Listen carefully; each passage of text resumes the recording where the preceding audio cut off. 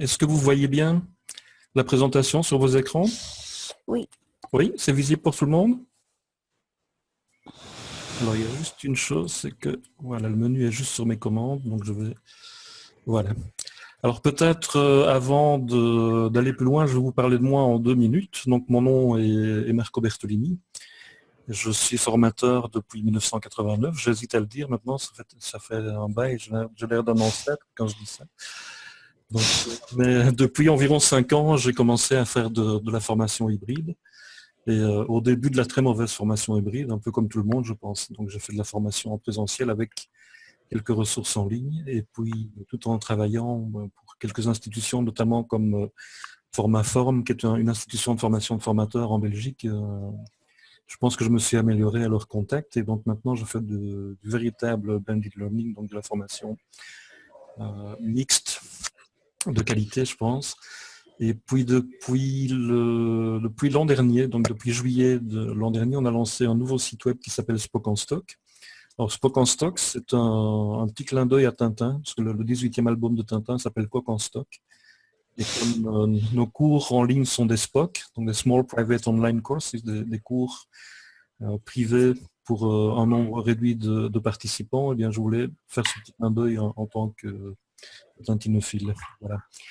Et aujourd'hui, ce que je voudrais vous présenter, c'est un peu le passage à l'e-learning, les difficultés qu'on rencontre en général et comment on peut les surmonter avec un peu de méthode et quelle méthode j'ai utilisé moi pour surmonter ces difficultés. Donc je vous ai fait un petit programme, un petit sommaire avec une mind map, puisque j'ai chopé le virus du mind mapping il y a presque une dizaine d'années maintenant, et donc je suis en train de le refiler à pas mal de gens. Alors d'abord, on va parler un peu pourquoi ce webinaire.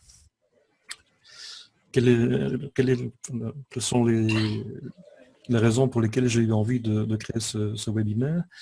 Et puis je vais vous parler de la méthode que moi j'utilise et que mes partenaires utilisent aussi dans la conception et la création de cours en ligne, et notamment la pensée design qui est vraiment le fil rouge qui nous guide tous. Et puis je voudrais faire un petit exposé aussi très court sur la conception de la formation ouverte versus la formation fermée. Je vous en dirai un peu plus tout à l'heure, vous verrez. Et puis de ce choix de type de formation, eh bien votre business model va en dépendre aussi. En fait, c'est une espèce de spirale vertueuse, c'est-à-dire que selon le type de formation que vous allez mettre en ligne, vous allez trouver plus un business model ou l'autre, et selon votre business model, vous serez plus tenté de faire certains types de formation plutôt que d'autres. On verra ensemble tout à l'heure comment tout ça peut s'articuler. Et tout ça n'est pas exclusif, on peut effectivement faire pas mal de choses différentes à la fois. Je vous parlerai un peu plus de Spock en Stock et des cours que nous produisons pour l'instant et de ceux qui viendront bientôt. Et puis je vais vous offrir un cadeau aussi, puisque vous me faites le plaisir d'assister à ce webinaire. Eh bien, je trouve que c'est normal que vous puissiez repartir aussi avec un cadeau, que vous ne repartiez pas les mains vides. Et puis je me ferai un plaisir de répondre à vos questions si je peux, et aussi de répondre à vos suggestions, vos critiques, etc. Ça vous va comme ça? Oui. Ok, allons-y. Alors pourquoi ce webinaire? Eh bien, figurez-vous que je discute avec pas mal de collègues formateurs, mais pas seulement, aussi des coachs, des consultants ou des gens qui sont responsables de formation en entreprise, etc. et qui n'osent pas franchir le pas. Et ils n'osent pas franchir le pas pour plusieurs raisons. D'abord, ils se posent encore beaucoup de questions. Il y a pas mal d'hésitations et pas mal de doutes aussi sur l'efficacité de la formation en ligne. Et je vois des articles très contradictoires apparaître sur Internet en ce moment. Certains qui disent oui, l'e-learning est plus efficace que la formation en salle. D'autres qui disent non, c'est simplement une mode qui va passer. Eh bien, c'est du charlatanisme. Rien ne vaut la bonne classe traditionnelle, etc. Je pense que les choses sont plus nuancées que ça. Mais en tout cas, toutes ces questions sont légitimes. Ça me paraît tout à fait clair. Il vaut mieux se les poser avant que de se dire, ben, tiens, j'ai loupé mon passage à l'e-learning parce que je n'ai pas pensé à cette question avant, ou bien je n'ai pas cherché les bonnes solutions. Alors le premier type de questions que les gens se posent, ce sont en général des questions techniques. C'est pour ça que j'ai utilisé cette image de la carte mère et des gigabytes. En fait, avec les techniques qui existent à l'heure actuelle, vous n'aurez probablement pas besoin d'aller chipoter dans votre carte mère. On trouve à l'heure actuelle toute une série de plateformes assez simples à utiliser. Et en fonction, encore une fois, de ce que vous voulez faire, de vos clients, du type de client que vous visez, du type de formation que vous voulez mettre en œuvre et de type de contrôle que vous voulez exercer aussi sur votre production, eh bien, vous allez trouver toute une série de plateformes qui répondent à vos besoins. J'ai d'ailleurs listé dans une des liens, donc le logiciel que j'utilise pour la présentation, c'est Bunker. Je vous ai aussi donné une référence, un lien dans un Google Drive que je partagerai avec vous en fin de présentation. Donc toutes les références, toutes les images, les logiciels que je vais utiliser pendant cette présentation, vous y aurez accès, parce que toutes les personnes qui sont enregistrées pour ce webinaire vont recevoir un lien vers l'enregistrement vidéo et un lien vers la présentation et toutes les références de logiciels et de sites web que j'ai utilisés pour créer ce webinaire. Deuxième type de question que les gens se posent, c'est question financière. C'est combien ça va me coûter de mettre en œuvre une formation et combien ça va me rapporter, est-ce que je vais pouvoir en vivre. Évidemment, ce ne sont pas des questions anodines et le temps que vous allez pouvoir y consacrer, le type de formation, encore une fois, le type de public vont être déterminants même sur vos coûts de départ et puis sur le retour financier que vous pouvez espérer de votre formation, effectivement. Et puis, troisième type de doute, de questions, c'est mais moi je suis formateur, j'adore le contact avec les apprenants, et est-ce que je ne vais pas me transformer en robot, est-ce que je ne vais pas finalement me couper de tout contact avec mes apprenants en faisant du travail en ligne, est-ce que je ne vais pas devenir finalement un simple gestionnaire de cours en ligne sans aucun contact avec mes apprenants. Eh bien, ça peut arriver, là aussi ça va dépendre de vos choix. Donc je pense qu'on ne peut pas se faire l'économie d'une réflexion avant, sur toutes ces questions, sur les questions techniques, est-ce que je suis vraiment à même de régler tout ça moi tout seul ou est-ce que je dois passer des alliances et si je dois passer des alliances avec qui? Est-ce que je suis capable de gérer financièrement? Est-ce que j'ai les fonds nécessaires pour démarrer et sinon où est-ce que je peux les trouver? Là aussi, travailler seul, c'est parfois une très, très mauvaise idée. Et puis le contact, le type de contact que vous allez avoir ou pas avec vos apprenants, eh bien, il va dépendre aussi énormément des choix vous allez faire en matière de plateforme, en matière de type de cours. Donc ce sont des questions à régler de nouveau avant de démarrer. Ce sont des questions aussi que certains ne se sont pas posées malheureusement et j'ai vu quelques collègues qui s'étaient beaucoup d'enthousiasme et qui finalement se retrouvent malheureusement pas en faillite parce qu'ils n'avaient pas mis toute leur bille dans le projet heureusement, mais en tout cas avec un taux d'échec et finalement un abandon de ce type de formation, ce que je trouve dommage parce que finalement c'était des personnes qui je pense étaient extrêmement douées au niveau pédagogique, mais qui ont loupé soit le côté technique, soit le côté financier, soit un ensemble comme le choix d'une plateforme qui ne convenait pas avec des partenaires qui ont parfois des compétences trop proches des vôtres. Donc si vous voulez vous lancer dans la formation avec d'autres personnes, il faut trouver un subtil dosage entre les créatifs, les commerciaux, les gestionnaires et les techniciens. Et ce sont des métiers différents et moi pour l'instant je m'entoure de gens extrêmement compétents et de gens vraiment de qualité. Mais on a tous des qualités extrêmement différentes et des centres d'intérêt parfois extrêmement différents et donc nous sommes complémentaires. Donc dans les alliances, que ce soit en e-learning ou dans autre chose, il vaut mieux choisir la complémentarité que la similarité. Et donc je pense qu'une bonne façon de sortir, ou en tout cas de prévenir ces problèmes, c'est d'avoir une bonne méthode. Et comme je vous l'ai dit d'emblée en démarrant cette présentation, la méthode que je me suis choisie, et je me demande parfois si c'est moi qui ai choisi la méthode ou si c'est la méthode qui m'a choisi, parce qu'en fait, de manière tout à fait intuitive, je partais déjà de certaines de ces étapes, et puis c'est suite à un MOOC sur la pensée design que j'ai vraiment précisé tout ça, et je me suis rendu compte que, comme M. Jourdain faisait de la prose sans le savoir, je faisais un peu de la pensée design sans le savoir. Mais ce MOOC m'a permis de formaliser pas mal de choses et finalement d'arriver à appliquer cette méthode en e-learning. Alors cette fameuse méthode de pensée design, eh bien, selon les auteurs, vous allez voir des versions qui ont 3 ou 7 étapes. J'ai repris une version moyenne, donc j'ai repris une version en 5 étapes. La première étape, c'est la définition de la problématique. Donc, quel est le problème que je dois régler et quel est l'objectif que je me fixe en fonction de ce problème.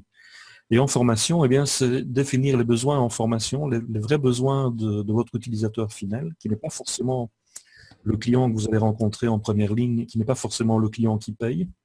Si vous travaillez avec des grosses entreprises, il y a beaucoup de chances que vous ayez affaire au directeur des ressources humaines, voire à un commercial, et puis qu'on vous demande de créer une formation pour des gens qui sont peut-être dans une filiale à l'étranger, que vous ne rencontrerez peut-être jamais.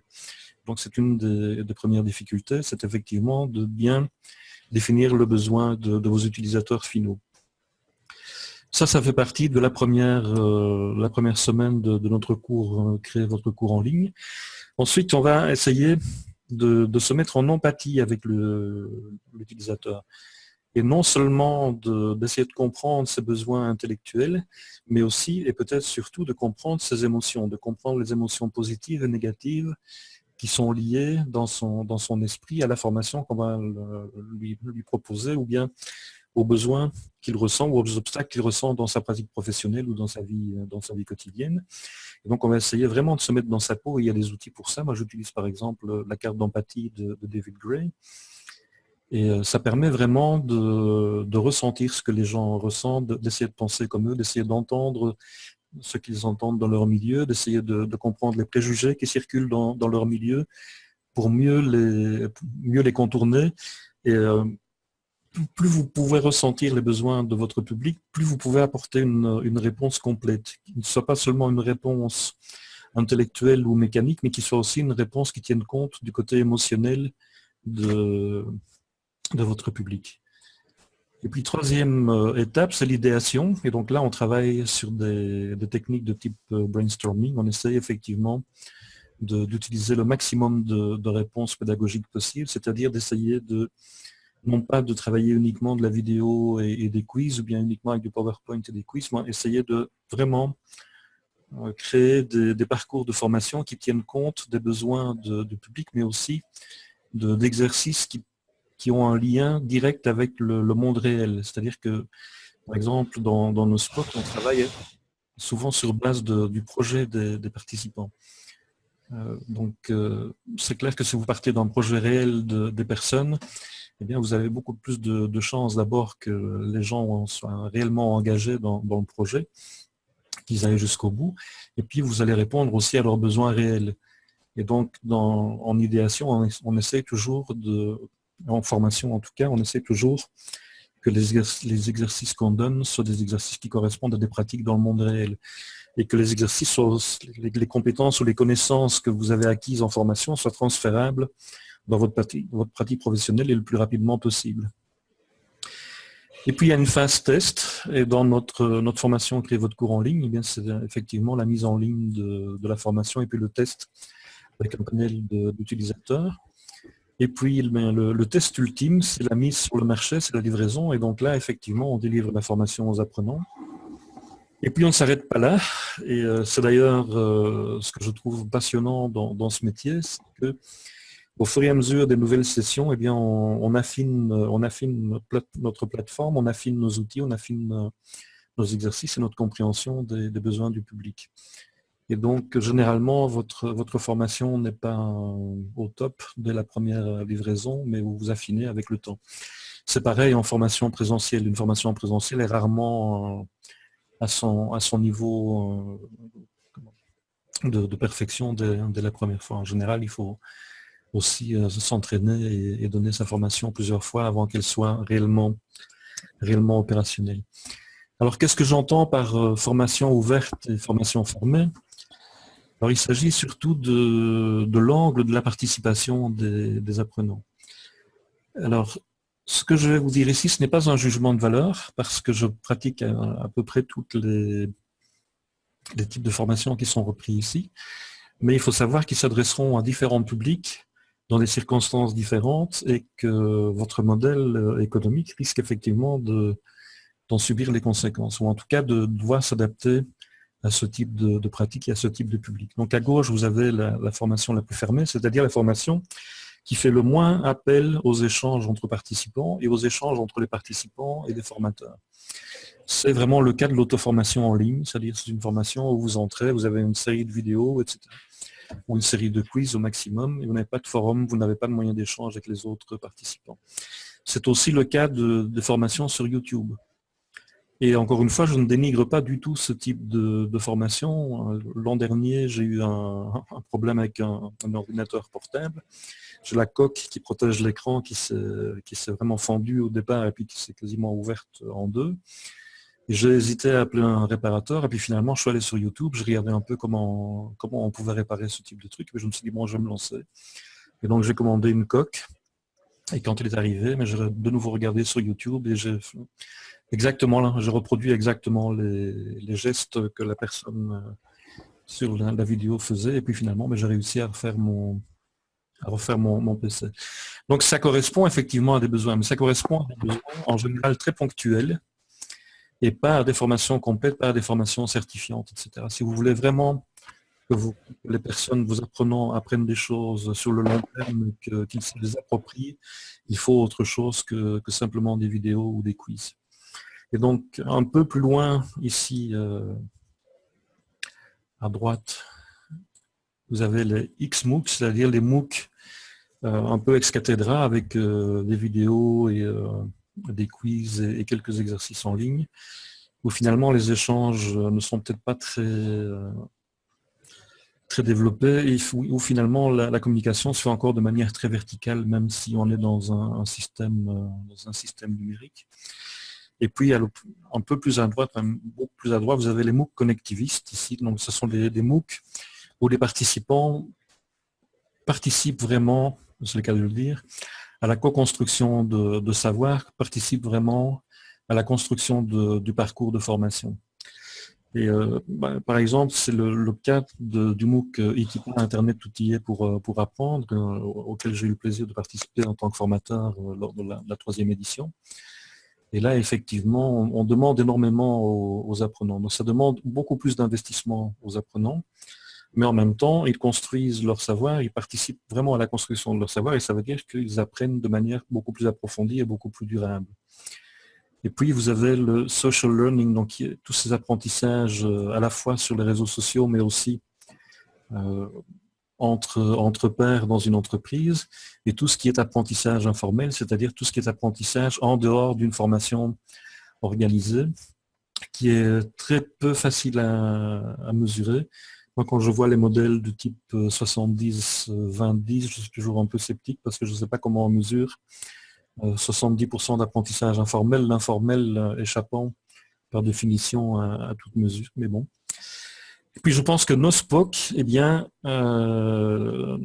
ils sont en train de partir du modèle XMOOC vers de plus en plus le modèle CMOOC. C'est-à-dire plus nous avançons dans nos sessions, plus nous avançons dans le développement de nouveaux cours en ligne, que ce soit des SPOC ou d'autres modèles, plus nous avançons vers le CMOOC. C'est-à-dire plus nous avançons vers un modèle participatif où les apprenants ont vraiment leur mot à dire, les apprenants nous suggèrent des choses, nous les faisons participer beaucoup plus qu'auparavant aux classes virtuelles. Donc dans le dernier SPOC, Créer votre cours en ligne par exemple, eh bien, certaines classes virtuelles ont été préparées pratiquement intégralement par les participants. Et ça donne lieu à des échanges vraiment d'une très très grande richesse.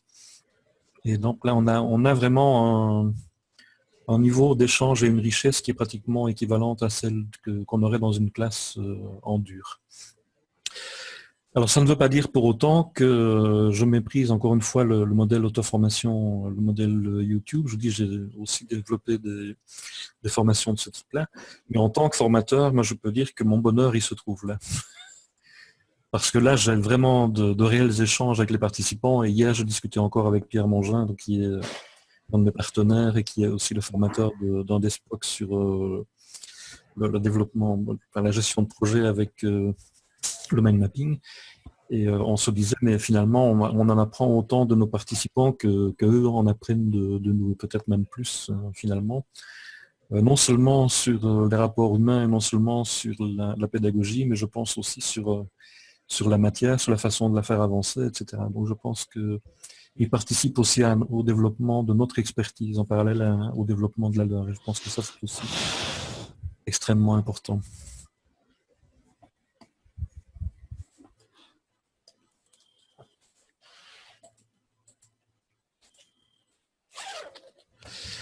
Alors, je vous ai dit que je toucherai un mot de business model. Je ne suis pas économiste, mais il se trouve que je travaille aussi sur les business models avec la Chambre de commerce de Bruxelles et que dans ce cadre-là, on a travaillé aussi sur différentes dimensions de projets qui n'ont parfois rien à voir avec la formation.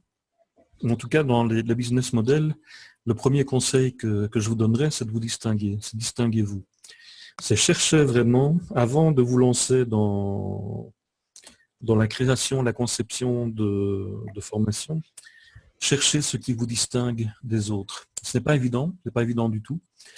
Et, le premier réflexe des gens qui créent leur entreprise, et c'est valable non seulement en formation, mais dans d'autres secteurs, c'est de se dire, mais moi je n'ai pas de concurrence. Alors si vous n'avez pas de concurrence, vous avez un problème, un des deux problèmes que je vais exposer maintenant. Soit vous n'avez pas de concurrence parce qu'il n'y a pas de marché, c'est-à-dire il n'y a pas de demande pour le type de cours que vous voulez proposer. Et donc vous risquez malheureusement de vous retrouver tout seul. Alors, si vous aimez les solitaires, bien, vous allez être comblé. Mais je pense que l'objectif quand on crée des formations, c'est pas ça. L'objectif, c'est de les partager, c'est de les vendre, c'est d'en vivre. Et donc, si vous n'avez pas de marché, si réellement il n'y a pas de marché, eh bien, il faut peut-être changer votre fusil d'épaule et trouver autre chose. En tout cas, vraiment faire un virage à 180 degrés et soit trouver une autre clientèle, donc un autre marché, soit trouver un autre produit, soit trouver un autre angle d'attaque pour vos produits. Mais s'il n'y a pas de marché, ce n'est pas la peine, vous allez investir à fond perdu. L'autre problème qui est beaucoup plus fréquent, c'est que vous avez des concurrents, mais vous ne les avez pas encore identifiés. En ce cas-là, dépêchez-vous, allez vite sur Google, tapez un peu le nom de vos produits, ou tapez des mots-clés qui correspondent aux formations que vous avez envie de lancer et voyez un peu ce qui sort. Ça m'étonnerait que rien ne sorte. Si rien ne sort, ça veut dire que probablement vos mots-clés sont mal choisis. Et donc, revoyez peut-être les mots-clés sur lesquels vous travaillez. Voyez un peu autour de vous. Ne demandez pas à votre famille, parce que votre famille est toujours prête à vous dire oui. Dans les sondages qu'on fait auprès de ses amis et de sa famille, bon, ils sont très sympas parce que tout le monde veut vous faire plaisir, donc tout le monde va vous dire oui, ça m'intéresse. Mais ça ne veut pas dire qu'au-delà du cercle familial et du cercle amical, vous allez trouver des clients. Donc, attention au manque de concurrence, c'est rarement un bon signe. Alors, deuxième chose, dans ce fameux modèle économique pour votre entreprise, la première chose, une des premières choses à vous demander, c'est qui vont être vos clients. Parce qu'il n'existe pas de formation qui s'adresse à tout le monde. Ça n'existe pas. Il n'y a pas de produit miracle qui s'adresse à tout le monde. Même des produits comme Coca-Cola qui vendent massivement, il y a des gens qui n'aiment pas le Coca-Cola. Moi, par exemple, c'est franchement pas ma tasse de thé, c'est le cas de le dire. Et puis quoi? Quelle est votre proposition de valeur? Qu'est-ce que vous proposez qui est vraiment unique et qui vous distingue vraiment des autres et qui fait que c'est chez vous qu'on va venir acheter de la formation plutôt que chez les autres? Quelles sont les problématiques que vous traitez? Quels sont les besoins auxquels vous répondez? Quelles sont les solutions que vous apportez à ces problèmes et à ces besoins? Et là, c'est vraiment extrêmement important de pouvoir définir une proposition de valeur. Alors, vos forces et vos faiblesses, il existe des outils, notamment les outils SWOT, analyse des forces, faiblesses, opportunités, menaces, etc. Tout ça sont des classiques que vous trouverez très facilement sur Internet. Et puis, une question extrêmement importante aussi en formation à distance et qu'on traite, nous, en 5e semaine de notre SPOC, c'est comment vendre, comment communiquer, comment distribuer. Est-ce que vous devez vendre sur votre propre marque? Ou est-ce que vous pouvez, si vous faites ça comme un hobby qui vous rapporte un peu d'argent, vous pouvez peut-être vous permettre de passer par un distributeur et de ne pas être connu, de ne pas développer votre propre marque, mais simplement de passer par un distributeur qui lui, va s'occuper de toute la partie marketing, vente, distribution. Mais peut-être que votre ambition, c'est au contraire d'en faire votre occupation principale, de devenir une marque connue dans l'information en ligne. Et donc à ce moment-là, il faut effectivement tout miser sur bien je fais tout moi-même, ou bien en tout cas je m'entoure d'une équipe qui est capable de me propulser sur les premières pages de résultats Google pour vendre mes formations. Et puis les revenus, les recettes, comment allez-vous générer des revenus? Parce que créer des formations, c'est bien, mais les vendre, c'est encore mieux. Donc, un des gros problèmes de la formation en ligne, c'est un gros problème pour les produits, les services en général, mais je pense que ça l'est encore plus pour la formation en ligne, c'est la question du prix. Il suffit de faire un petit tour sur Google et regarder les différentes formations pour voir que les prix, parfois, ne correspondent à rien dans la réalité. Vous avez des formations très bon marché qui sont excellentes et vous avez des formations extrêmement chères qui ne valent pas un clou. Alors comment faire la distinction et comment surtout arriver à se distinguer dans un marché aussi brouillon et dans un marché aussi grouillant que l'e-learning l'est pour l'instant? C'est vraiment une question cruciale. Et puis la question des compétences, j'en ai déjà touché un mot, c'est de trouver les partenaires externes. Quelles sont vos compétences internes, vos réelles compétences? Et parfois on se rend compte que on pense qu'on est un as d'Internet et puis on se rend compte qu'il y a plein de choses qu'on ignore et malheureusement ce sont ces choses-là qu'on a intérêt à connaître si on veut lancer son cours en ligne. Et donc essayez de vous entourer de gens aussi qui à un moment donné peuvent vous donner des conseils, qui peuvent mettre les mains dans le cambouis si nécessaire. Et puis essayez de voir aussi à moyen et à long terme, parce que rien n'est plus difficile que d'avancer au jour le jour, surtout quand on veut développer des choses complexes. Et puis, il y a un plan d'action. Et alors, ce plan d'action, encore une fois, c'est pas un truc gravé dans le marbre pour l'éternité, mais c'est simplement un guide qui vous donne une orientation. Et donnez-vous des étapes aussi et voyez si, au fur et à mesure que vous avancez, si effectivement ces étapes sont réalistes. Et sinon, réajustez.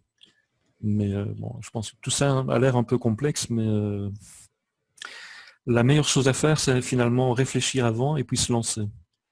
Je connais des gens qui réfléchissent à la création de leur business depuis 10 ans. Et si ça continue comme ça, ils seront à la retraite avant d'avoir lancé leur business, quoi. Mais bon, ils se seront payés un bon bol de réflexion, mais ils n'auront pas avancé beaucoup dans leur business. Donc à un moment donné, il faut laisser tomber la réflexion. C'est comme quand on apprend à nager. À un moment donné, il faut arrêter le tabouret et il faut se jeter dans la piscine. Attention à un piège qui est malheureusement le piège de tous les débutants, et moi j'ai été le premier à le faire, hein, donc je me jette la pierre avant de l'acheter aux autres. Attention au prix trop bas. Parce que ça, si vous voulez perdre votre crédibilité auprès de clients sérieux, c'est un excellent moyen. Alors j'ai trouvé une citation, je ne sais pas de qui elle est, si vous pouviez me donner le nom de l'auteur, franchement vous me feriez plaisir. C'est celle-ci. Les amateurs baissent leur prix, les professionnels augmentent leur valeur. C'est là le nœud du problème. C'est là le nœud de la réussite. C'est avoir une proposition de valeur, donc pouvoir proposer des formations de grande qualité. Et à ce moment-là, vous pouvez demander un prix élevé. Alors moi, je me suis rendu compte que je vendais mieux mes formations depuis que j'ai augmenté mes prix. Ça peut paraître paradoxal, mais si vous êtes vraiment trop bas par rapport à la concurrence, on se pose des questions sur la qualité. Et quand les gens se posent des questions en ligne, ils ont très vite fait de partir. Hein. Quand vous êtes dans un magasin face au vendeur, c'est parfois difficile de le quitter brutalement. En ligne, c'est un clic de souris et vous êtes parti. Votre client aussi. Alors je vais vous parler un peu de Spoke en Stock et de ce qu'on fait pour le moment et de ce qu'on va faire dans les semaines qui viennent. Donc je vous ai dit, j'ai lancé tout seul comme un brave ce site web en juillet l'an dernier. En tout cas, j'ai créé en juillet l'an dernier et puis j'ai commencé à en parler un peu sur Internet en septembre. Et j'ai lancé la première édition de ce Spoke, Créer votre cours en ligne en janvier. Là, j'ai tout fait tout seul. J'ai appris énormément de choses. Et après, j'étais sur les rotules. J'étais un vrai zombie. Donc, si vous voulez un bon conseil, ou bien faites ça, mais prévoyez 2 semaines de vacances après, ou bien entourez-vous de gens compétents qui vont vous permettre de ne pas être complètement épuisé après quelques semaines. Quoi. Et donc, effectivement, maintenant, on vient de terminer la 3e édition du Spoke. La 4e démarre lundi, et puis il y en a une qui est prévue en automne. Et je suis le premier étonné de succès de ce Spoke, mais qui ne se dément pas. On a des participants à chaque session, et il y a déjà des gens qui s'inscrivent pour la session de novembre-décembre, et on me demande déjà si on la refait en 2017. Donc effectivement, je pense que là, on a touché on a touché quelque chose, en tout cas on a touché à un réel besoin. Et c'est pas par hasard, c'est parce que, figurez-vous que cette idée de ce SPOC, elle ne vient pas de moi, elle vient de collègues formateurs qui sont venus me dire à un moment donné, mais toi tu fais de la formation en ligne, ça a l'air de marcher, tu fais de la formation hybride, est-ce que tu n'as pas envie de lancer une formation pour les formateurs? Mais au départ, je n'étais pas très chaud, et puis finalement, je me suis rendu compte qu'effectivement, c'est un vrai besoin. Et donc, on lance la 4e édition ici lundi et la 5e au mois de décembre. L'autre SPOC qui démarre ce lundi, c'est booster votre efficacité avec le mind mapping, donc, qui est mené par Pierre Mongin, donc, qui lui est vraiment un pionnier du mind mapping en France. Je ne devrais peut-être pas dire ça parce qu'il va me dire que j'insiste encore sur son âge, mais c'est le titre n'est peut-être pas très explicite, on aurait peut-être dû trouver un titre plus parlant que ça, parce qu'en fait il s'agit vraiment de management visuel, il s'agit vraiment de gérer des projets à partir de mind map et à partir de visualisation de données. Et Pierre est vraiment quelqu'un d'exceptionnel en la matière, et donc franchement je vous recommande ce SPOC. Alors je vous ai dit d'entrée de jeu que nous allions vous offrir un cadeau, et bien effectivement, puisque vous êtes participant à ce webinaire, eh bien je vous propose de... Voilà, nous avons augmenté nos prix ce matin, donc ça c'est la mauvaise nouvelle. Et donc nous avons augmenté nos prix, pourquoi? Parce que nous avons augmenté aussi l'offre. Je vous ai dit tout à l'heure, plutôt que de baisser vos prix, augmenter votre offre. Eh bien dans cette formation, nous avons effectivement augmenté notre offre. Donc il y a toujours 5 semaines de formation formelle, c'est-à-dire 5 semaines pendant lesquelles vous vous retrouvez chaque lundi avec une nouvelle section de la formation qui s'ouvre, etc. 5 classes virtuelles. 5 classes virtuelles pendant ces 5 semaines, plus des classes virtuelles individuelles, donc des heures de consultance individuelle. Ça c'est nouveau, nous vous offrons 2 heures de consultance individuelle pour travailler sur votre propre projet. Du tutorat à distance, et quand on démarre une session de SPOC comme cela, je peux vous dire qu'on est bombardé d'emails, mais on est ravis parce qu'on est chaque fois étonné de la pertinence des questions, de la créativité des suggestions, etc. Donc pour nous c'est un vrai bonheur. Et puis nous avons aussi un partenariat avec Mindomo, qui nous offre 6 mois d'abonnement pour les inscrits à tous nos SPOC. Alors, tous nos SPOC ne sont pas des SPOC de mind mapping, mais nous utilisons beaucoup les techniques visuelles, donc les mind maps, les concept maps et d'autres systèmes visuels dans nos formations. Et donc, c'est toujours le bienvenu d'avoir un abonnement gratuit pour pouvoir travailler de cette manière. Et puis, nous accompagnons aussi votre projet pendant 1 mois. C'est-à-dire que après la formation, quand vous lancez votre projet en ligne, nous continuons à vous donner des conseils, à vous aider à tester votre formation, à la réajuster si vous vous rendez compte qu'il y a certaines choses qui fonctionnent mieux que d'autres, etc. Et puis, nous sommes en train de créer un réseau professionnel qui s'appellera SPOC en Stock Alumni. Et donc, pour tous les participants à nos formations, là, nous offrons l'adhésion gratuite. Alors, ce réseau professionnel, c'est un réseau qui a pour objectif déjà d'intensifier les échanges entre toutes les personnes qui sont passées par chez nous, mais aussi de pouvoir partager des offres d'emploi, de pouvoir partager des offres d'entreprises qui cherchent des formateurs ou qui... des marchés publics. Parfois, répondre à un marché public seul, c'est pratiquement impossible, mais répondre à un marché public à 3 ou 4, là, ça devient tout à fait de l'ordre de réalisable. Et puis aussi parce qu'on s'est rendu compte lors de nos formations et des échanges avec les personnes, les participants, on s'est rendu compte que l'achat de matériel ou bien la location de matériel, l'achat de logiciels, ou les abonnements à des applications en ligne, et bien tout ça finit par constituer un budget colossal. Et donc, une de nos propositions, c'est aussi de mutualiser certains budgets, de pouvoir faire des achats groupés de matériel, par exemple, ou bien de pouvoir acheter du logiciel à plusieurs. Donc, plutôt que d'acheter 10 fois un logiciel à prix plein, d'acheter un logiciel à plusieurs et de pouvoir partager, d'acheter une licence collective et de pouvoir partager le prix, par exemple. Quand vous voyez le prix de certains logiciels d'édition de vidéo ou de présentation en ligne, il y a de quoi avoir les cheveux qui se dressent sur la tête. Alors, prix individuellement, c'est pas toujours très grave, mais quand vous faites l'enveloppe globale de tout ce que vous coûte le logiciel que vous utilisez pour créer une formation, au bout de l'année, ça fait un chiffre assez significatif. Et donc finalement, l'ensemble de la formation représente environ 599 € hors TVA et nous vous l'offrons pour 357 € en TTC. Mais pour les participants à ce webinaire, nous maintenons l'ancien prix, c'est-à-dire 299 € jusqu'au 12 septembre. Donc si vous vous inscrivez avec le code PRESI, attention PRESI avec S, pas avec Z, PRESI 7916, eh bien vous pouvez toujours de l'ancien prix jusqu'au 12 septembre. Alors je vous ai donné ici, il y a un répertoire Google, donc je vous enverrai le lien vers la présentation. Et dans la présentation donc, qui a été réalisée avec Bunker App, toutes les dias sont interactives, c'est-à-dire que vous pouvez aussi faire fonctionner la carte Mindomo interactive qui est dans la première dia. Vous pouvez aussi entrer dans le Google Drive et entrer dans le Google Sheet ici, et tous les liens sont cliquables, donc vous pouvez aller voir toutes les applications, tous les sites de photos que j'ai utilisés, le bouquin, l'esprit design de Tim Brown, etc. Donc je vous ai mis vraiment toute une série de liens que j'ai utilisés pour réaliser ce webinaire. Et puis en dernière dia, mais vous avez mon profil LinkedIn, donc si vous voulez, si vous souhaitez vous connecter avec moi via LinkedIn, vous êtes évidemment les bienvenus.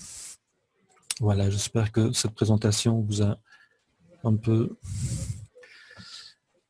éclairé, que vous a apporté quelque chose. J'espère que vous n'êtes pas trop déçus par le contenu de la présentation.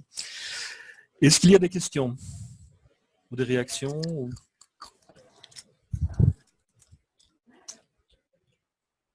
Non? Qui veut prendre la parole? Christelle? Attends, j'essaie de... Voilà. Voilà, tu as la parole, Christelle. Je ne sais pas si tu... Ah, voilà. Non, j'entends pas. Oui. Ok, super, merci. Alors déjà, merci. J'ai eu un petit souci technique, donc au moment où vous avez présenté formation ouverte, formation fermée, oui. J'ai perdu une partie, mais je vois que vous enregistrez la session. Ça veut dire oui. qu'après, on peut revisualiser. Oui, alors toutes les personnes qui étaient inscrites au webinaire, qu'elles y aient participé ou non, vont recevoir le lien vers la vidéo que je mettrai en ligne demain ou vendredi, parce que demain j'ai une journée un peu chargée. Okay. Et vous recevrez aussi un lien vers la présentation. Donc vous aurez la vidéo que je mettrai sur YouTube et sur Vimeo et probablement sur Dailymotion aussi. Et vous aurez aussi un lien vers la présentation qui est une présentation interactive. Donc vous pouvez entrer dans les dias et cliquer sur les liens, etc. Donc il n'y a pas de souci. Et là, je ne sais pas, à un moment vous avez évoqué que vous parliez des outils que vous utilisez. Oui. Donc là, moi j'ai noté c'est zoom.us. Oui. C'est votre outil de vision et de classe virtuelle. Par rapport à des points comme GoToMeeting, pour vous, il y a un apport supplémentaire ou pas? Oui, parce que Zoom permet de faire et de la classe virtuelle et du webinaire. Ok. Et à des prix, franchement, on a cherché longtemps avant de trouver cette application et je pense qu'on va rester sur cette application. Même si on continue à en tester d'autres. Alors on a testé cette application avec différents types de plateformes. On a testé aussi Big Blue Button, qui est gratuit, qui est en open source, mais qui est extrêmement gourmand en ressources mémoire. Quand vous faites une classe virtuelle avec Big Blue Button, on se rend compte que ça pompe énormément de mémoire vive, énormément d'espace sous les disques, et puis on se rend compte que les ordinateurs surchauffent aussi. On n'a pas du tout ce problème avec Zoom. Je ne sais pas du tout quel est le type de technologie qu'ils utilisent. C'est vraiment étonnant le peu de ressources que ça consomme. Okay. Et donc même avec un ordinateur qui n'est pas forcément très puissant au départ, on peut organiser des classes virtuelles et c'est extrêmement simple et intuitif à utiliser. Okay. Et même la version gratuite permet d'aller jusqu'à 50 personnes en même temps. Et moi ici la version que j'utilise me coûte 15 $ par mois, donc c'est pas. Ah oui, c'est pas très cher. Non, c'est vrai que moi j'ai fait des essais aussi avec Hangout. Mhm. Et parce qu'on est direct après sur YouTube, mais on a tout le temps des problèmes. Ben, voilà, on a essayé aussi. Sur les premières sessions, on avait essayé WizIQ, qui est pas mal du tout, mais qui lui aussi est très gourmand en ressources. Et le service commercial de WizIQ est tellement agressif que ça finit par ressembler plus à du harcèlement qu'à du contact commercial, donc on a laissé tomber. Ok. Parce que vous êtes noyé de coups de fil, d'emails, etc. pour acheter plus. Et Mindomo, j'avais lu l'article sur votre blog. D'abord, j'adore votre blog. Ah, merci. Oui, moi aussi. Je l'adore. Ah bon, ça me fait vraiment très plaisir, parce que ça demande beaucoup de travail. Franchement, et tous les gens qui s'intéressent au e-learning, à innover pédagogiquement et tout, je leur envoie tout le temps en disant abonne-toi à ce blog, abonne-toi à ce blog. J'arrête pas de le recommander et il y en a plusieurs qui m'ont dit merci de l'avoir recommandé. Merci beaucoup. Mais je dois vous avouer un secret, c'est que le blog est j'ai trois canaux privilégiés qui amènent non seulement du trafic, mais des personnes vers moi. C'est le blog, LinkedIn et mes anciens clients qui me recommandent auprès de leurs amis ou qui reviennent systématiquement. Et ce sont vraiment les trois canaux qui alimentent le plus les formations. Le blog m'a permis de rencontrer énormément Pierre Mongin, je l'ai rencontré via le blog, par exemple. Donc, ça m'a permis vraiment de rencontrer des tonnes de gens extraordinaires, en plus du plaisir de l'écriture, des échanges avec les lecteurs. Ouais, mais vous êtes très généreux dans ce blog. Ah bon. Je pense qu'il doit refléter votre personnalité, mais je le trouve très généreux, ce blog. Merci. Mais en fait, on m'a déjà dit que je partageais trop, et on m'a dit, mais tu n'as pas peur que les gens te volent. Et je pense qu'on est dans moi, je suis en tout cas dans une philosophie qui pense que plus on partage la connaissance, plus on est riche de cette connaissance. Ces dernières sessions des SPOC qu'on a créées, donc les SPOC dont je vous ai parlé aujourd'hui, mais aussi d'autres cours qu'on a réalisés notamment pour des écoles, me font dire que plus on partage, plus on entre dans une vraie société de connaissances. Parce que pour l'instant, on est encore dans une société de l'information plus que dans une société de connaissances. Mais quand vous partagez vraiment des connaissances, que vous permettez aux gens de s'approprier le savoir que vous partagez, eh bien là, c'est une richesse extraordinaire. Et ce que je disais tout à l'heure, ce n'est pas du tout de la démagogie. Les participants à nos formations vraiment participent aussi à la croissance de notre expertise. Nous, on apprend énormément d'eux. Autre question ou autre intervention? Oui, Sophie? Oui, je ne sais pas si on m'entend. Oui, ce que je vais faire, c'est que je vais ouvrir tous les micros, mais je vais vous demander simplement de parler un à la fois, sinon c'est difficile. Je vais ouvrir tous les micros, comme ça on peut échanger de façon plus naturelle. Voilà. D'accord. Alors moi, je suis complètement un novice dans le e-learning, donc c'était juste pour savoir si, par rapport aux 5 semaines qui sont proposées dans le SPOC, est-ce que par exemple c'est un temps classique ou ça peut être plus long ou plus court comme type de formation? Alors, on a beaucoup hésité parce que effectivement c'est une matière très dense dans le SPOC, notamment le SPOC créer votre cours en ligne et même pareil pour booster votre efficacité. Parce que effectivement, en tant que formateur, on a envie de donner. Eh bien, on doit se freiner et on doit parfois passer avec le rasoir d'Occam parce qu'on se dit mais c'est trop. D'accord. On s'est même dit est-ce qu'on va ajouter une semaine ou pas. Mais on se rend compte que les MOOC ou les SPOC qui font plus de 5 semaines finalement arrivent à des taux d'abandon énormes. Je veux dire que pour l'instant, nous, on a notre taux d'abandon, au fur et à mesure notre taux d'abandon. Et donc on a une proportion de gens qui approche des 40% maintenant, de gens qui vont vraiment au bout jusqu'à la certification. Et puis il y en a qui ne vont pas au bout, mais qui nous disent, mais de toute façon, la certification ne m'intéresse pas, mais je suis très content d'avoir fait partie de truc. Et cette idée du réseau, elle est née aussi de nos échanges avec les participants qui nous disent, mais on a envie de continuer. On n'a pas forcément envie de rester dans l'information, mais on a envie de continuer, d'aller plus loin, de nourrir les échanges et de bosser ensemble.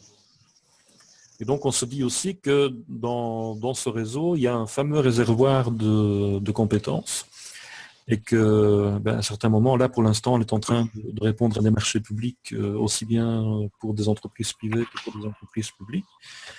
Nous, on arrive à saturation déjà avec les gens entourés. Si la moitié des gens qu'on a vus la dernière semaine, on va devoir trouver d'autres personnes pour bosser avec nous. On ne va plus jamais dormir. Si on veut continuer à produire de la qualité, il faut qu'on dorme. Donc, D'accord. Sophie, vous voulez réagir? Non, j'ai vu ça. Oui, Laquelle, en fait? Ah oui, Moi, il y a Sophie Diabru. Il y a Sophie Diabru. Non, non. Sophie Gassi. Oui. Non, ça va. Non, je comprends bien. Et ça peut être également le fait Alors, maintenant, ce qui est possible aussi, c'est que vous me disiez, moi, 5 semaines, c'est trop court, j'ai besoin d'un peu plus. Il n'y a pas de problème. On a aussi des personnes qui, à un moment donné, ont eu des problèmes pour terminer une session, parce que soit elles avaient du boulot, du travail, ou bien parce qu'elles sont tombées malades, un dans leur entourage est tombé malade. Parce que là, elle revient à la session suivante, il n'y a aucun souci. Généralement, c'est assez comique, mais on a pas mal de gens qui reviennent dans d'autres sessions. Qui ne font peut-être pas toute la session, mais qui reviennent picorer des choses. De toute façon, vous avez le droit, parce que nos inscriptions dans le sport sont une inscription à vie. Donc, c'est une inscription à vie, donc vous revenez. D'accord. Alors, ça ne veut pas dire que vous devez rester avec nous jusqu'à l'âge de la retraite, mais vous êtes les bienvenus. D'accord. Autre question? Oui. Bonsoir. Bonsoir, Séverine.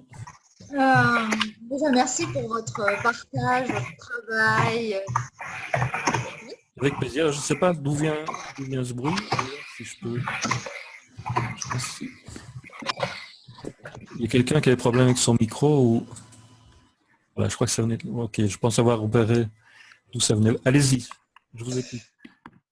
Moi, j'ai une question parce que je serais intéressée, mais du coup, là, en ce moment, je suis sur Paris et j'ai le projet d'ici quelques mois de partir au Québec. Oui.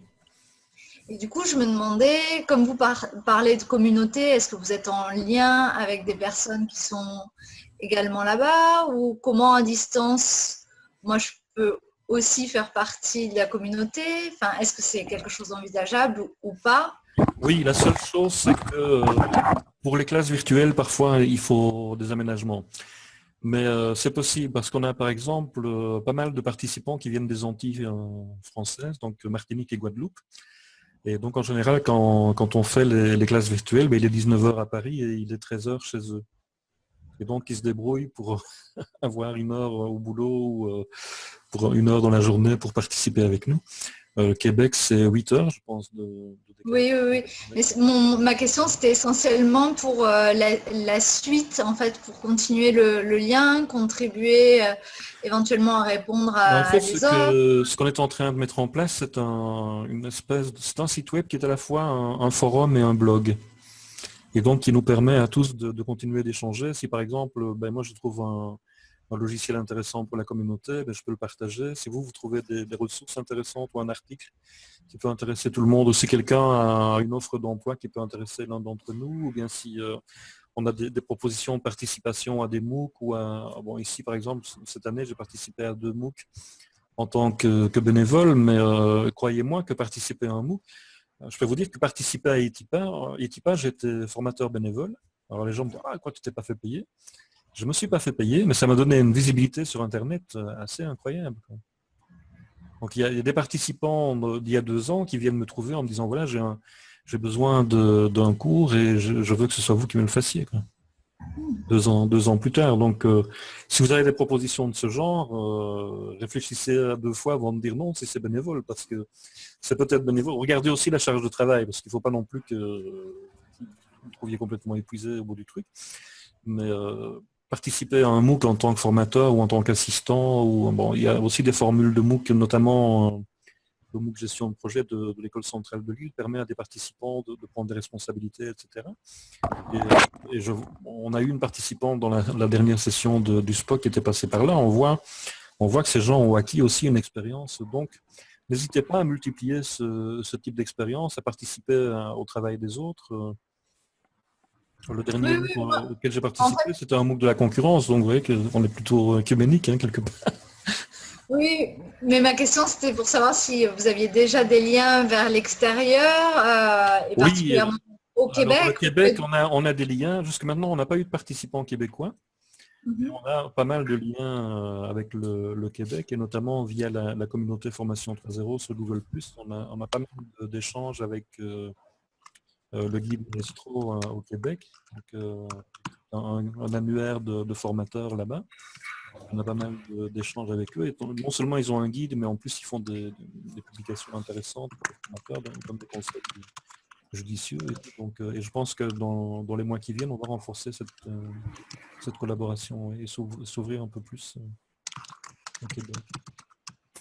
Mais il y a énormément de passerelles entre le Québec et l'Europe francophone surtout. Moi, j'ai participé aussi à des projets d'échange, notamment j'ai travaillé pour une institution qui accueillait des jeunes en difficulté. On a fait énormément d'échanges avec le Québec. Et en Corse, il n'y avait pas de... Internet n'existait pas à l'époque. Donc, et depuis qu'Internet existe, c'est clair qu'il y a encore plus de passerelles, quoi. Donc, et je dirais que si vous connaissez des développeurs de jeux, etc., le jeu vidéo, c'est plus en Amérique que ça se passe, c'est à Montréal. La mecque du jeu vidéo. Oui, la mecque du jeu vidéo aujourd'hui, c'est Montréal, hein. C'est les États-Unis. Tout à fait. Donc je vois énormément de jeunes Français qui prennent leurs valises et qui vont à Montréal, et je trouve qu'ils ont bien raison. Forcément. Enfin, c'est devenu effectivement le fief de référence. Pas par hasard, parce qu'ils font vraiment des jeux d'une qualité, que ce soit au niveau des scénarios, au niveau technique, ils sont au top, hein. Les Américains sont très très loin derrière. Du coup, voilà. Enfin, moi, c'était ma question parce que je suis effectivement très intéressée, mais j'aurais envie de continuer là. Pouvoir ouvrir. On serait ravis de continuer la collaboration avec quelqu'un au Québec. Hein, donc, il était d'ailleurs question que j'allais faire une série de formations là-bas, et puis finalement c'est un peu tombé à l'eau. Enfin, j'espère qu'on remettra ça. Mais là c'était des formations présentielles, hein, c'était pas des formations. C'est vrai qu'amortir les coûts, c'est moins évident. C'est un budget. Le déplacement. Ouais. Sinon, au niveau de la mentalité, c'est une mentalité d'un dynamisme extraordinaire. C'est bien pour ça, c'est bien pour cette raison que je pense retrouver cet univers, mais... Et alors, ce qui me fait toujours rire, c'est quand je discute avec des Québécois, ils me disent, bah oui, mais vous, en Europe, vous êtes très en avance en e-learning, etc. Et je me dis, mais vu d'ici, on a vraiment l'impression que c'est l'inverse, que c'est vous qui êtes à la pointe en matière de classe inversée, en matière de pédagogie ouverte, etc. Donc, je ne suis pas surprise qu'ils disent qu'on soit en avance, parce qu'en fait, quand on fait une recherche Google, il n'y a pas énormément de résultats qui sortent de leur côté. Je vais dire quelque chose d'horrible. C'est peut-être parce que les Français en parlent plus de ce qu'ils font que les Québécois. Tout simplement. Les Québécois font plus. Ils sont plus discrets.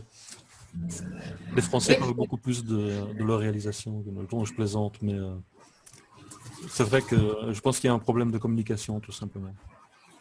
Parce que quand on explore un peu ce qui se fait au Québec, moi je vois des choses vraiment de très grande qualité, quoi. Mais c'est parfois dispersé dans des petites écoles ou dans des petits centres de formation, etc., qui n'ont peut-être pas une audience comme ils l'auraient s'ils étaient en France, quoi.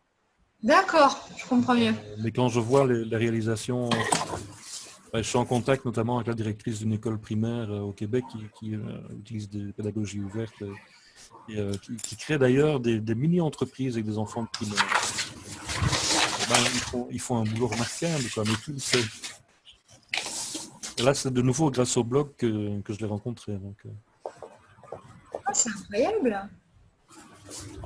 Ben, merci pour ce partage et avec plaisir. c'est chouette. Alors, Ruth Walker, le micro ne fonctionne toujours pas? Aucune idée. Ah, mais si, on vous entend. Vous m'entendez? Ah, Ouais, super. ouais, Super. Et vous avez aussi une expérience de formation en ligne chez Google Plate maintenant? Chez Begaplate, oui, mais c'est la formation en ligne sur la plateforme Udemy. Udemy, Je ne sais ouais. pas si vous connaissez Udemy. Oui, tout à fait. Et, Je travaille avec eux. D'accord. Mais ok. ils ont d'ailleurs ouvert un site web français maintenant. Ils ont une section française, Ah, c'est vrai? ouais, et qui est dirigée par un D'accord. monsieur qui s'appelle Frédéric, je ne sais plus comment, mais je mérite des claques. Parce que c'est un monsieur adorable D'accord. qui est à San Francisco et qui s'occupe de développer la formation en français sur Udemy. Ah, génial. Et il s'appelle comment déjà? Je vais le noter. Je ne sais plus son nom de famille. Et ça, je peux vous envoyer le lien. Si... D'accord, oui, merci. Ok, ça marche. Super, oui. Parce qu'il n'est pas impossible qu'on y mette aussi quelques-unes de nos formations, notamment la formation sur... C'est Udemy, oui. Mhm. Oui. Donc, comme je vous l'ai dit tout à l'heure, c'est pas parce qu'on pratique un modèle qu'il faut absolument s'exclure de tous les autres. Ça peut, c'est comme quand on parle de distribution, est-ce que je dois travailler sur ma propre marque ou est-ce que je dois travailler sur un distributeur? Si vous avez un distributeur comme Udemy, Udemy ne demande pas l'exclusivité. Donc vous pouvez très bien avoir une formation sur votre propre site web et à un moment donné la dupliquer sur Udemy pour élargir votre audience, simplement. C'est pas contradictoire. Parce que parfois, j'entends des gens dire « Oh, Udemy, c'est le supermarché de la formation, etc. » Mais on peut trouver de bons produits en supermarché aussi. Moi, j'ai vu d'excellentes formations sur Udemy et j'ai vu des formations vraiment lamentables sur des sites qui ont une bonne réputation. Donc, quelquefois... D'accord. Quelquefois, des universités aussi qui ont fait des formations, ils ont raté une bonne occasion de rester tranquilles, quand même. Oui. Parfois d'excellentes surprises aussi. Hein. Si vous avez l'occasion d'aller voir un peu le monde anglo-saxon, allez voir un peu les MOOC sur Coursera, sur Future Learn en Angleterre ou sur Canvas en Australie. Vous allez voir, ils font des choses vraiment intéressantes.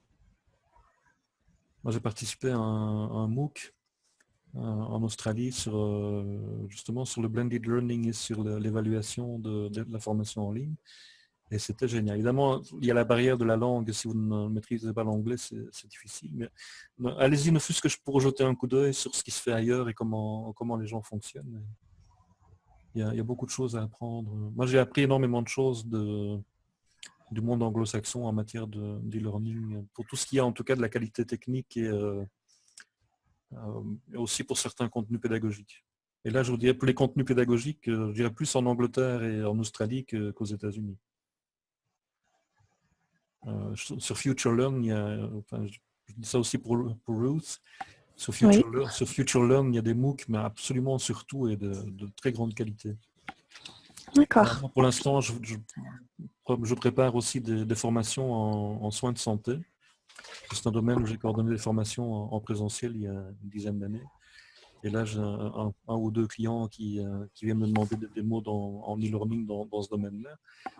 J'ai fait un peu de recherche sur Future Learn, et ils ont une foule de MOOC sur la santé, sur le vieillissement, bien vieillir, etc. C'est assez extraordinaire. Oui. Et qui sont vraiment accessibles à tout niveau.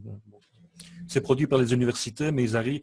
C'est ça que j'aime beaucoup chez eux, c'est qu'ils arrivent à faire des MOOC très pointus, de niveau universitaire, mais avec un langage accessible au commun des mortels. Je pense que c'est un bel effort. Oui. Très bien.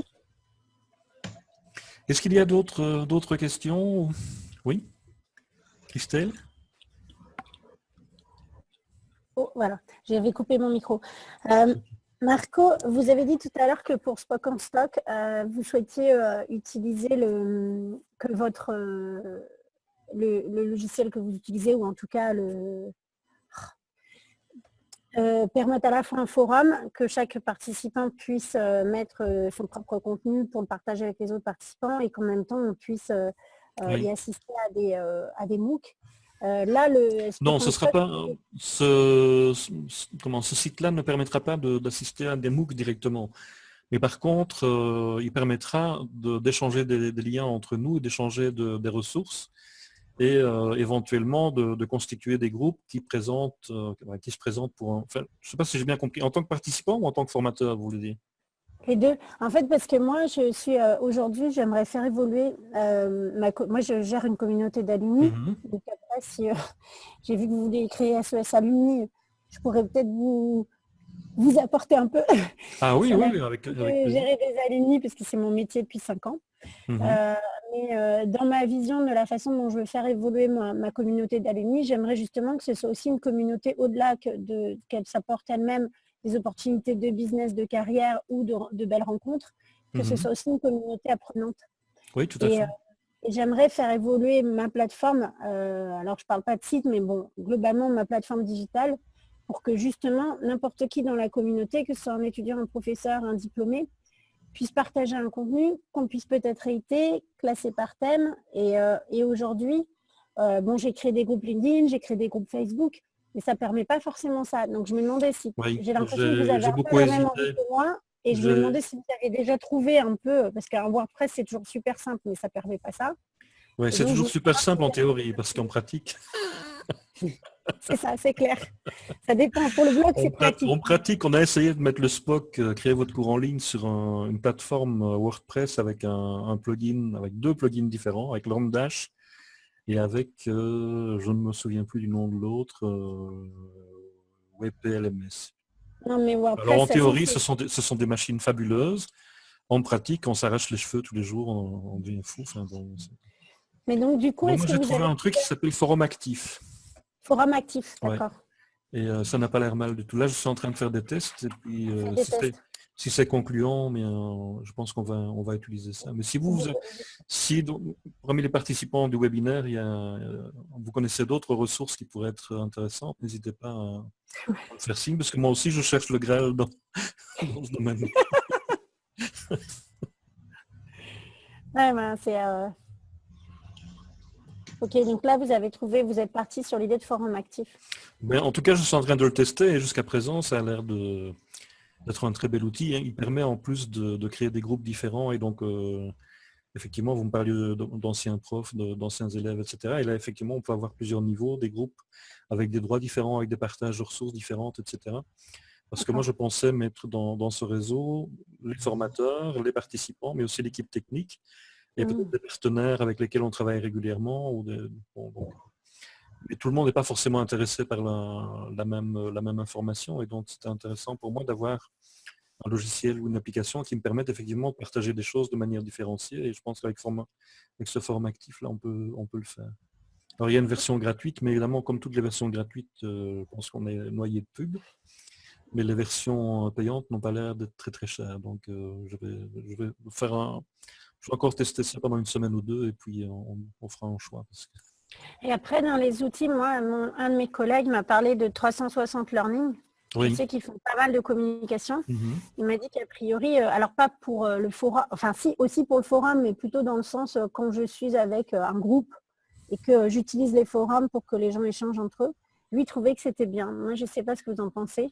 C'est un LMS, un 360 Learning, c'est une plateforme d'e-learning qui est pas mal faite du tout d'ailleurs. Moi je l'ai essayé, j'ai fait un petit cours juste par curiosité pour voir comment ça tourne bien. La seule chose, encore une fois, c'est qu'il faut savoir si vous voulez développer votre propre marque ou bien si vous voulez travailler sur... parce que dans 360 Learning, vous êtes toujours dans leur environnement. Donc même si effectivement vous pouvez créer votre portail avec votre marque, etc., mais vous avez une marque au sein de 360 Learning. Donc, okay. Oui, ici on est passé par du Facebook, les outils de webinar et de... Parce que nous, on a un outil de classe virtuelle pour les decks exécutifs, mais c'est assez, enfin, c'est un truc qu'ils ont monté spécialement parce que ça fait très longtemps qu'ils en font, mais c'est assez compliqué, quoi. Ben, en règle générale, enfin jusqu'ici en tout cas, c'était des logiciels d'une complexité énorme, extrêmement gourmand en ressources.